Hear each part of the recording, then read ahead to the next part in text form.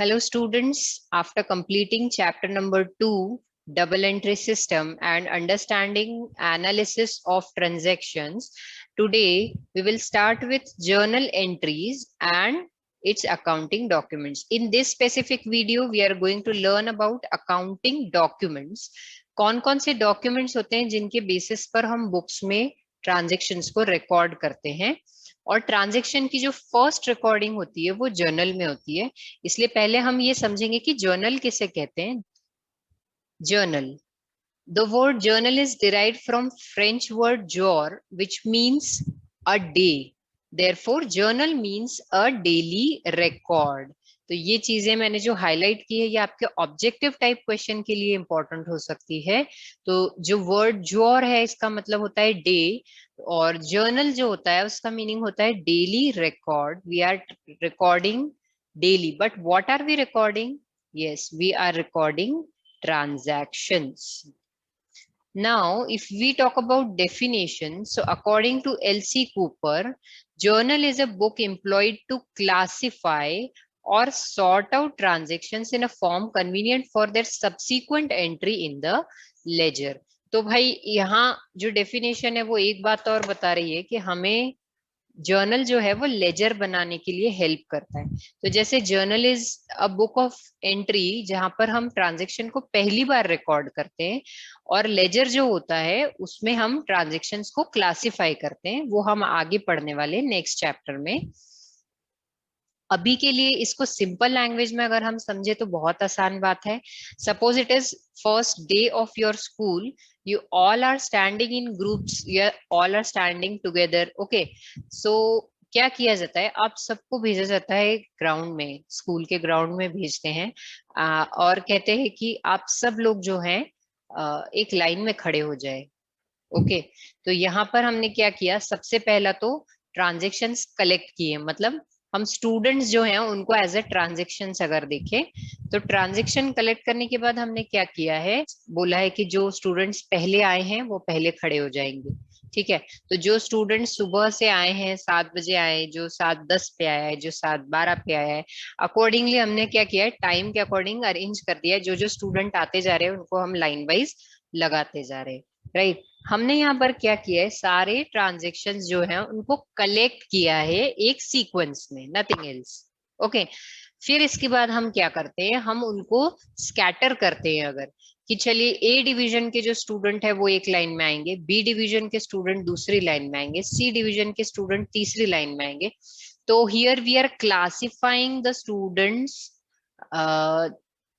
Division wise, right? तो इसलिए laser जो है यहाँ पर क्लासिफिकेशन होता है। फिलहाल हम जर्नल की बात करते हैं जहां हमें ट्रांजेक्शन जो है वो सिर्फ लाइन वाइज रिकॉर्ड करने हैं इन अ प्रॉपर मैनर। एक और डेफिनेशन देखते हैं। A journal is the book of original entry are recorded transactions not provided for in specialized journals. Journal जो है उसको ओरिजिनल बुक ऑफ एंट्री भी कहा जाता है या बुक ऑफ ओरिजिनल एंट्री भी कहा जाता है। मतलब क्या, ट्रांजेक्शन सबसे पहली बार जहां रिकॉर्ड होते हैं उसको हम कहते हैं जर्नल। तो this is the book where entries originally recorded for the first time. यहाँ पर इतना समझना जरूरी है, आगे आप लोग लैंग्वेज में न फंसे तो बहुत अच्छा होगा। तो इसलिए हम लोग अब आगे बढ़ते हैं। जर्नल की इंपॉर्टेंस अगर हम देख लें तो it is book of original entry, it is also called as subsidiary book. Here transactions are recorded in chronological order. तो क्रोनोलॉजिकल का मतलब हो जाता है यहाँ पर date wise. Narration provides brief explanation of the transaction. Narration किसको कहते हैं, ये आपको जो ऑब्जेक्टिव टाइप से उसके लिए ये भी इंपॉर्टेंट है। Narration is a sentence which provide brief explanation of the transaction. It helps finding and preventing errors. जब हम जर्नल प्रिपेयर करते हैं तो वो ऐसी टेक्निक से प्रिपेयर किया जाता है कि इसमें हमको एरर्स फाइंड आउट करना बहुत आसान हो जाता है, प्लस हम लोगों के एरर्स कम हो जाते हैं बिकॉज हम एक सिस्टम से रिकॉर्डिंग कर रहे हैं। It helps to check arithmetical accuracy. Arithmetical का मतलब होता है कैलकुलेटिव। तो कैलकुलेशन से रिलेटेड अगर हमारी कोई मिस्टेक्स हैं तो वो जर्नल में बहुत आसानी से हमको पकड़ में आती है। It helps in preparation of final accounts. Okay, इसकी हेल्प से हम फाइनल अकाउंट्स भी प्रिपेयर करते हैं जो हम आगे पढ़ने वाले हैं। तो ये बात हो गई जर्नल के बारे में। Now let's see what are the accounting documents and how they are useful to us. So accounting documents आप सभी ने देखा है, सेल्स बिल होते हैं, परचेज बिल होते हैं, कुछ अलग अलग वाउचर्स भी होते हैं। हमने बिल्स तो हम सभी ने देख रखे हैं कैसे होते हैं। तो ये जो बिल्स हैं ये क्या काम आते हैं, और इन बिल्स के अलावा और कौन कौन से ऐसे डॉक्यूमेंट्स होते हैं जो अकाउंटिंग में हेल्प करते हैं। Let's see. these documents are very important for recording the transactions, क्योंकि हर रिकॉर्ड किए हुए ट्रांजेक्शन के लिए हमें एक ऐसा कह सकते हैं एविडेंस की जरूरत है। तो when we need an evidence for recording, then documents become the evidence for recording in proper mode and computer based। अगर आप कंप्यूटर में भी रिकॉर्डिंग कर रहे हो तो for each and every transaction you need a document. Accounting documents are stored in physical files. ये physical files में स्टोर किए जाते हैं, और जब तक कि हमारा अकाउंटिंग ईयर चल रहा है तब तक हमारे लिए इम्पोर्टेंट होते ही हैं। इसके अलावा भी इनकम टैक्स जो है उससे ये किया जाता है कि up to 8 years you have to keep your books of accounts and up to 3 years you have to keep your documents। तो ये डॉक्यूमेंट्स लीगल एविडेंस बनते हैं किसी भी तरह का प्रॉब्लम अगर इशू हम फेस कर रहे हैं तो। देन अकाउंटिंग डॉक्यूमेंट्स जो हैं they are required for charity commissioners office also. अगर हमारा नॉन प्रॉफिट ऑर्गेनाइजेशन है या फिर हमने किसी तरह का चैरिटी किया है जो कि हमको टैक्स डिडक्शन में हेल्प करता है, तो उसके लिए हमें ये डॉक्यूमेंट्स जो है सबमिट करना इम्पोर्टेंट बनता है।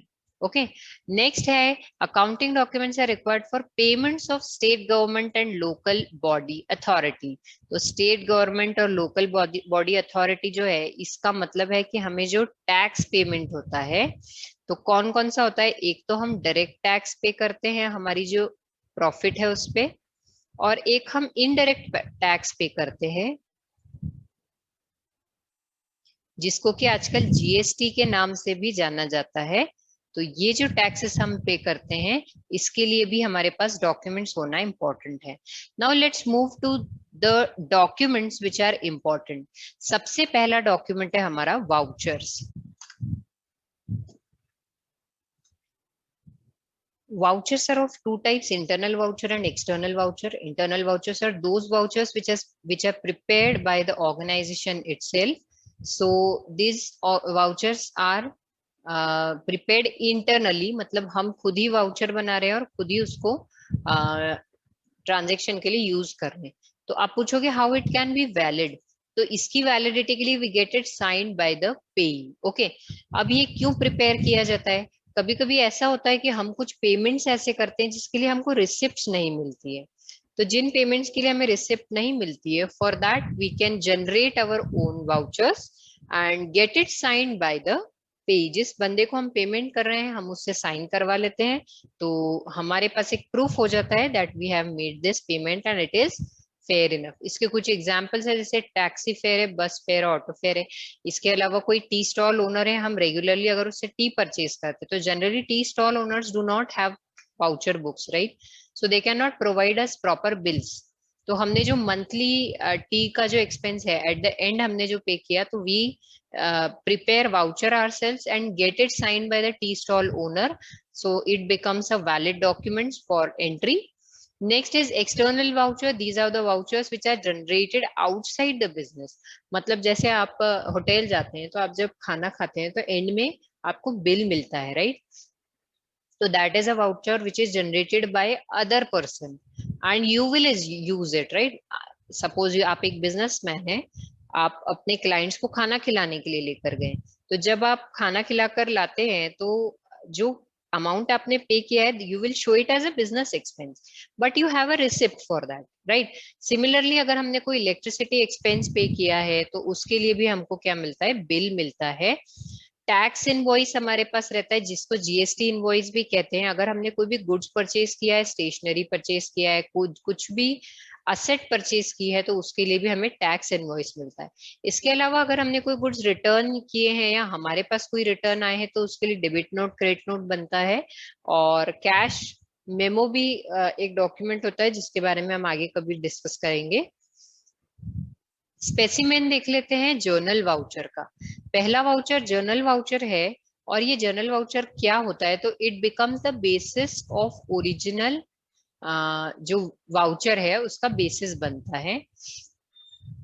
Why it is called as journal voucher, क्योंकि हम इसी वाउचर में लिखते हैं कि हम कौन सी पार्टी के लिए ये वाउचर बना रहे हैं। वाउचर नंबर यहाँ आता है, ट्रांजेक्शन नंबर यहाँ आता है, डेट लिखेंगे, then we write the account which is to be debited and account which is to be credited. हम उस ट्रांजेक्शन की डिटेल्स यहाँ पर लिखेंगे, लाइक नरेशन लिखते हैं तो जो नरेशन होगा वो हम यहाँ पर लिख सकते हैं। And finally we will write the amount, और ये किस अथॉरिटी ने अप्रूव किया है उसके बारे में हम यहाँ पर लिख सकते हैं। ठीक है, तो ये जर्नल वाउचर इसलिए कहलाता है क्योंकि इसमें जर्नल एंट्री के लिए रिक्वायर्ड जितनी भी इंफॉर्मेशन है सारी आ जाती है। तो अगर कोई बंदा अकाउंटिंग नहीं भी जानता है, सिंपली अगर वो टैली में एंट्री कर रहा है तो इस वाउचर के बेसिस पर वो एंट्री कर सकता है। और जर्नल वाउचर जो है it is a supporting voucher, क्योंकि किसी भी ओरिजिनल डॉक्यूमेंट के साथ हम इस वाउचर को बना सकते हैं। Next is cash voucher. ये बनाया जाता है जब कोई कैश पेमेंट हो रहा है और उसके अगेंस्ट में हमें कोई बिल रिसीव नहीं हो रहा है। जैसे मैंने टी स्टॉल ओनर का आपको एग्जांपल दिया था, तो यहाँ पर टी स्टॉल ओनर का नेम आ जाएगा, किसके बिहाफ पे पे किया जा रहा है वो आ जाता है। फिर अकाउंट, डेबिट अकाउंट का मतलब है कि कौन से एक्सपेंस के लिए पे किया है, तो हम यहाँ पर एक्सपेंस का नाम लिख देते हैं। यहाँ टोटल अमाउंट लिख देते हैं इन वर्ड्स, यहाँ पर अमाउंट इन नंबर्स आ जाता है। फिर देखिए यहाँ पर प्रिपेयर्ड बाय, तो यहाँ पर कैशियर का नाम आ जाएगा, क्योंकि जनरली ये कैशियर प्रिपेयर करता है। ओनर इस बिल को पास करेगा तो पास्ड बाय का नाम आ जाता है। और ये जो रिसीवर होता है यहाँ पर एक स्टैंप लगाया जाता है, और इस स्टैंप के अक्रॉस जो रिसीवर है वो अपना सिग्नेचर करता है। रिसीवर कौन होगा यहाँ, tea stall owner. So this is cash voucher. देखिए the evidence of cash payment and cash receipt is called cash voucher. If any document from pay is obtained, then that itself can be treated as voucher. It may be prepared for the payment and external document may be attached to it. इसका मतलब ये हो गया कि जरूरी नहीं है कि जब हमें कोई डॉक्यूमेंट नहीं मिल रहा है तभी हम कैश वाउचर बनाएंगे। हम कैश वाउचर हर कैश ट्रांजेक्शन के लिए बना सकते हैं, और यहाँ पर उसके साथ ओरिजिनल डॉक्यूमेंट अगर है तो अटैच करेंगे, नहीं है तो रिसीवर की सिग्नेचर ही सफिशिएंट है, it becomes a original document. It is a document on basis of which entries will be made in cash book. हम आगे सब्सिडरी बुक्स में कैश बुक के बारे में डिस्कस करने वाले हैं, तो कैश बुक जो होती है उसके लिए ये हेल्पफुल होता है। नेक्स्ट है टैक्स इनवॉइस, जीएसटी इनवॉइस भी कहते हैं इसको। तो यहाँ पर देखिए आप जो इनवॉइस देखेंगे तो सबके अलग अलग फॉर्मेट होते हैं, लेकिन इसमें कुछ चीजें कंपलसरीली आती है, जैसे कि आपका बिल नंबर हर बिल में रहेगा, जीएसटीआईएन नंबर कंपलसरी होगा, कस्टमर का नेम होता है, एड्रेस होता है। Bill date is a very important thing, क्योंकि ये किस डेट पर बना हुआ बिल है ये हम लोगों को शो करना होता है, क्योंकि हम जर्नल में एंट्री जो है वो डेट वाइज करते हैं। जो भी गुड सेल या परचेस हुआ है यहाँ पर उसका अमाउंट आता है, पूरी डिटेल्स आती है, क्या गुड्स है, पर यूनिट कितना क्वांटिटी है, टोटल इस पे टैक्स कितना लग रहा है, ऐसा करके टोटल अमाउंट का इंफॉर्मेशन पूरा यहाँ पर आ जाता है। इसके अलावा जो पेई है, इसके अलावा जो पेयर है वो कैसे पे कर रहा है वो भी डिटेल्स यहाँ पर आ जाती है। अगर कैश पे कर रहा है तो डायरेक्टली कैश आ जाएगा, अगर चेक वगैरह दिया है तो यहाँ पर चेक की डिटेल्स आ जाती है और यहाँ पर सिग्नेचर आ जाता है। डन। फिर इसके बाद टैक्स इनवॉइस क्या है ये एक बार यहाँ पर रीड भी कर लेते हैं। Quantity supplied, rates and terms of payment at which goods are supplied, trade discount, CGST and SGST, ये सारी इंपॉर्टेंट इंफॉर्मेशन है जो कि किसी भी टैक्स इनवॉइस में होनी चाहिए। One more important thing, tax invoice में ऑर्गेनाइजेशन का नाम सबसे ऊपर हमेशा आना चाहिए जो कि टैक्स इनवॉइस बना रहा है। ओके, यहाँ पर सुनील जनरल स्टोर्स अगर लिखा है ना, तो ये सुनील जनरल स्टोर ये इनवॉइस प्रिपेयर कर रहा है। डन। ये परचेस इनवॉइस या फिर इनवर्ड इनवॉइस के नाम से भी जाना जाता है, और सेल्स इनवॉइस या फिर आउटवर्ड इनवॉइस के नाम से भी जाना जाता है। जब गुड्स आ रहे हैं, goods are coming in the business, in that situation, inward लिखा है ना, तो इनवर्ड मतलब गुड्स आर कमिंग इन, तो वो परचेस कहलाएगा, इसलिए परचेस इनवॉइस और इनवर्ड इनवॉइस आप ऐसे कोरिलेट करके याद रख सकते हो। आउटवर्ड इनवॉइस है तो सेल्स हो रही है, तो सेल्स में गुड्स जो है वो जा रहा है, बाय बाय कर रहा है, गोइंग आउट, तो इसलिए आउटवर्ड इनवॉइस होगा। Done. Entries in purchase books are made on the basis of purchase invoices received, and entries in the sales book are made on the basis of sales invoice. Tax invoice is sent by seller to the buyer when goods are supplied to the buyer. Done. Next है receipt. अब receipt किसको कहेंगे यहाँ पर? At the time of making payment, the receiver is required to acknowledge the payment. For this purpose, a document is prepared is called as receipt. अब यहाँ पे receipt क्या है देख लीजिए। तो रिसिप्ट जो है, हम किसी पर्सन से अगर पैसा रिसीव कर रहे हैं, in that case we make receipt. Okay, तो हमने कैश वाउचर जो बनाया था, हम कैश के लिए वो भी बना सकते हैं, प्लस ये रिसिप्ट हम बना सकते हैं, जो कि चाहे हमें कैश से मिल रहा है अमाउंट, या फिर बैंक मतलब थ्रू चेक मिल रहा है, या फिर ऑनलाइन ट्रांजेक्शन हुआ, in that case we can prepare receipt. तो आप रिसिप्ट या फिर कैश वाउचर, तो कैश वाउचर की जगह रिसिप्ट बन सकती है, लेकिन अगर बैंक ट्रांजैक्शन है तो फिर रिसिप्ट ही बनानी पड़ेगी, आप लोग कैश वाउचर नहीं बना सकते। अब बात आती है चेक की। एक इंपॉर्टेंट पॉइंट बनता है एग्जाम में, अक्सर चेक का फॉर्मेट पूछा जाता है, तो ये टॉपिक आप जरूर ध्यान से एक बार देखेंगे। Cheque is an order issued by the account holder. तो देखो यहाँ पर चेक के लिए वर्ड यूज किया है ऑर्डर, मतलब हम बैंक को ऑर्डर दे रहे हैं कि आप जिस बंदे का नाम चेक पर लिखा हुआ है उस पर्सन को आप इतना स्पेसिफिक अमाउंट पे करो। तो ये एक ऑर्डर होता है जो कि अकाउंट होल्डर दे रहा होता है। किसे देता है? To the banker to pay on demand. On demand का क्या मतलब होता है? जैसे मैंने आपको चेक दिया, तो आप जिस दिन वो चेक लेकर के बैंक में जाएंगे, उसी दिन बैंकर जो है वो आपको अमाउंट देगा। तो ये ऑन डिमांड, आप जब डिमांड करेंगे तब आपको पैसा देगा। बैंकर ये नहीं कह सकता कि आप कल आना, आज मैं आपको पे नहीं कर सकता हूँ। A stated sum of money, जो अमाउंट देना है वो फिक्स है, ना कम हो सकता है ना ज्यादा हो सकता है। और to the order of specified person और टू द बियरर, ये सब चीजें आप लोगों को मैं अभी एक्सप्लेन कर दूंगी। आगे बढ़ते हैं, चेक की डेफिनेशन देख लेते हैं। Cheque is a written unconditional order. Unconditional word यहाँ पर इसलिए यूज किया है क्योंकि चेक जो होता है, आप उसमें कोई कंडीशन नहीं लगा सकते हो कि ये बंदा जो है अगर ये इस एग्जाम में पास हुआ तो ही इसको ये पेमेंट मिलेगा, अदरवाइज नहीं मिलेगा, ऐसा नहीं। अगर आपने चेक बना करके दिया है तो जिस पर्सन के नेम में वो चेक बना है उसको बैंक जो है वो पेमेंट करेगा ही करेगा। ठीक। Signed by account holder. अब इस पे साइन किसका होता है? एक तो अकाउंट होल्डर का, मतलब जिस पर्सन का अकाउंट है उसका सिग्नेचर होता है। Directing a specific banker to pay on demand a certain sum of money only to a person named therein. ये उसी को दिया जाना चाहिए जिस पर्सन का उस पे नाम लिखा है। और टू द बियरर, बियरर का मतलब होता है जिस पर्सन के हाथ में वो है। चेक जिसके पास है वो पर्सन उस चेक का बियरर कहलाता है। ओके, तो अब देखते हैं ये बियरर को पैसा कैसे मिलता है, वो भी देखेंगे हम। There are three parties to cheque. पहला होता है drawer. Drawer is the person who prepares the cheque. जो चेक बनाता है उस पर्सन को ड्रॉर कहते हैं। Drawee is the person on whom the cheque is drawn. Drawee वो पर्सन होता है जिसको की पेमेंट करना है, मतलब जिसके ऊपर वो चेक ड्रॉ किया गया है। तो ड्रॉई कौन होगा? ड्रॉई इज ऑलवेज द बैंक, क्योंकि पेमेंट करने वाला कौन है? बैंक है, राइट। ड्रॉर वो पर्सन होता है जो ऑर्डर करता है कि पेमेंट होना चाहिए। ड्रॉई वो पर्सन है जो उस अमाउंट को पे करता है।